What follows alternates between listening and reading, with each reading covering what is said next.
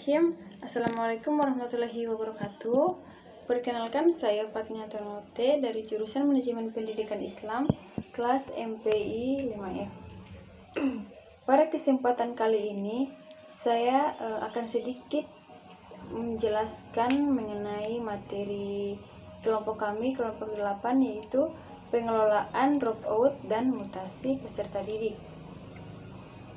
Pembahasan yang akan saya bahas di sini ada 4 pokok pembahasan, yaitu mengenai pengertian dropout dan sebab-sebab dropout peserta didik.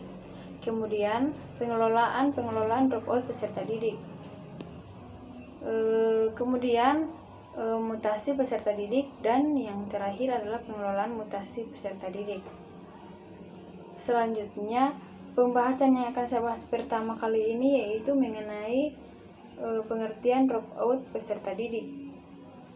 Ada salah satu tokoh yang menyebutkan bahwa dropout adalah keluar dari sekolah sebelum waktunya atau sebelum lulus.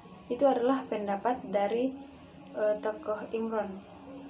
Pencegahan dropout harus dilaksanakan. Mengapa? Karena dapat menyebabkan pemborosan. Selain itu, dapat menunjukkan bahwa produktivitas pendidikannya itu rendah.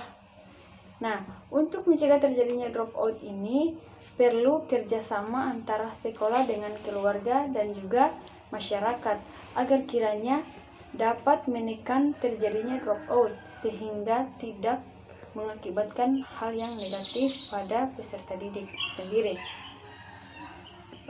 Kemudian, faktor-faktor yang menyebabkan peserta didik yang dropout ini antara lain dijelaskan oleh tokoh tadi Imron.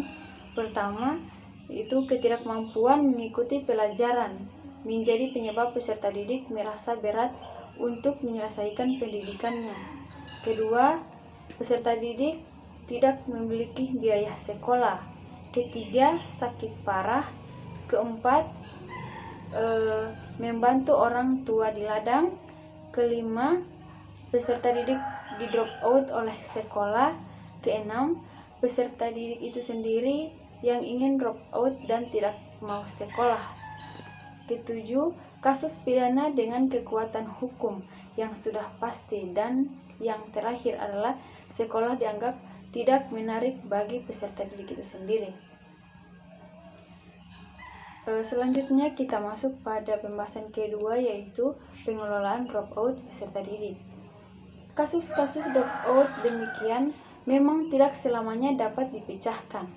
Dalam pengertian, ada beberapa kasus peserta didik dropout yang dapat dicegah dan yang tidak dapat dicegah.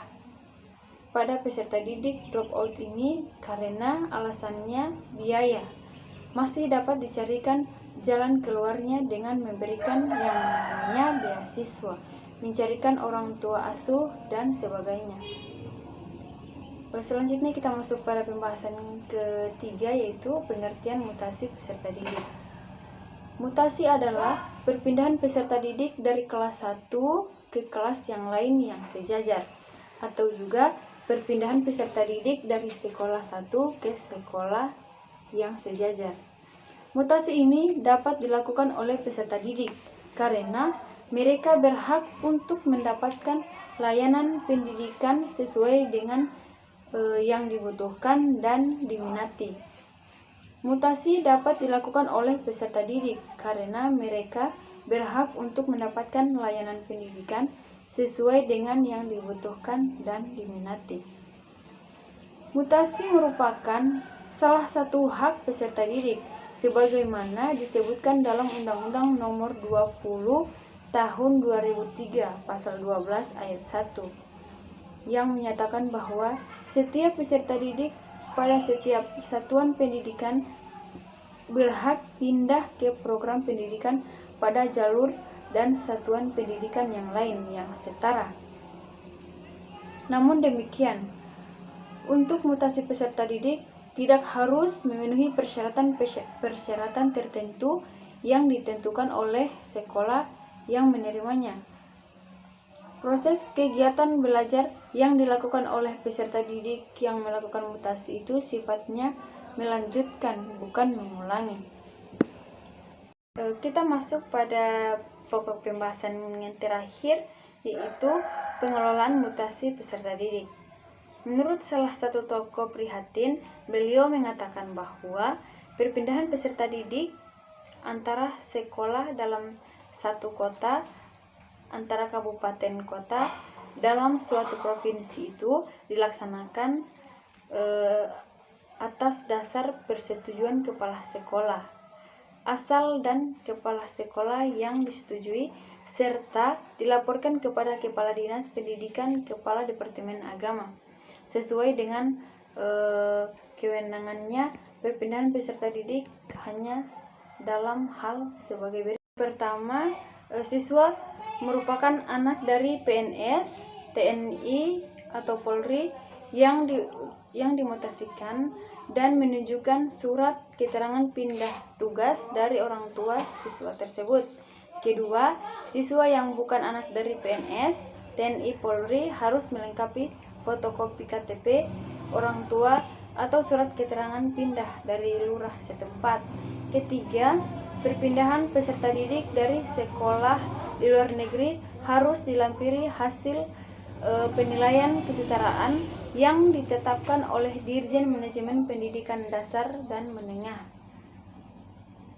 Keempat, perpindahan peserta didik dari luar lingkungan dinas pendidikan yang tidak dibina oleh pemerintah Indonesia. Kelima, perpindahan peserta didik dengan mempertimbangkan fleksibilitas pilihan dan waktu penyelesaian program. Dan yang terakhir adalah perpindahan kelas 1 dengan alasan mengikuti perpindahan tugas orang tua pelaksanaannya setelah semester 1. Sehingganya dapat disimpulkan bahwa mekanisme perpindahan peserta didik yakni perpindahan siswa diperkenankan tanpa melihat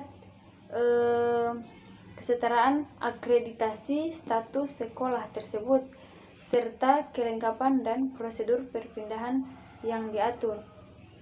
Baiklah, terima kasih.